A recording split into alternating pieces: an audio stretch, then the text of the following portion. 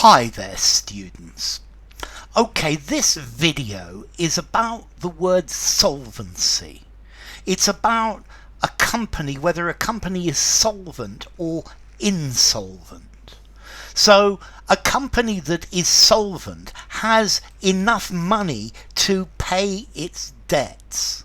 Solvency is the degree to which the money that you have is enough to pay the debts that you have. And in life or in a company, you need to always be able to go forward and to pay your liabilities, to pay the things that you have. So if you are solvent, then it's clear that in the future you are going to be able to pay all your debts as they become due, and you don't have more debts, more liabilities than assets. Okay, so to be solvent, notice a solvent as a chemist is a liquid that dissolves something that dissolves something that makes a solution. But this is different. Solvency. If you're cash solvent, you've got enough money to go forward to pay all of your debts. And then we have the word insolvent. If you're insolvent, you don't have enough money to pay your bills as they become due. So an insolvent debtor, this is somebody who doesn't have enough money to pay. And solvency can often be a problem for companies because they need enough ready cash, enough liquidity to maintain solvency. So insolvent, not enough to pay all of the debts. For example, you could have an insolvent estate. The estate is all of the money when somebody dies, and perhaps the estate is insolvent.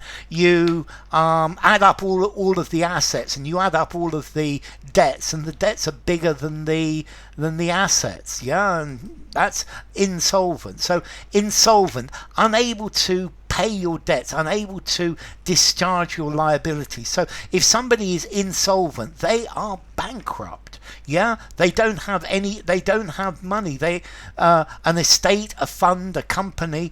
If a person's insolvent, then they don't have enough money. They're broke.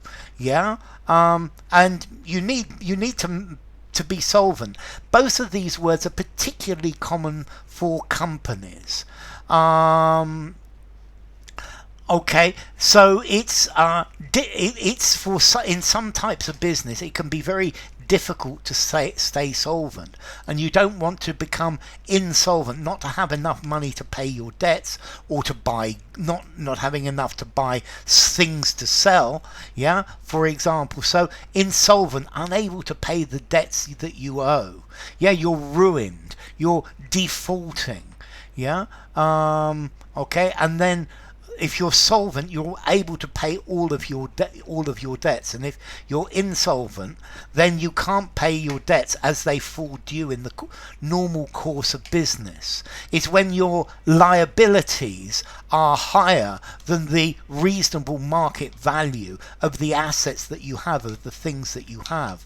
Okay, so if something is solvent, it has enough money to pay everything. If it's insolvent, it doesn't have enough. Yeah, insolvent, on the rocks, broke,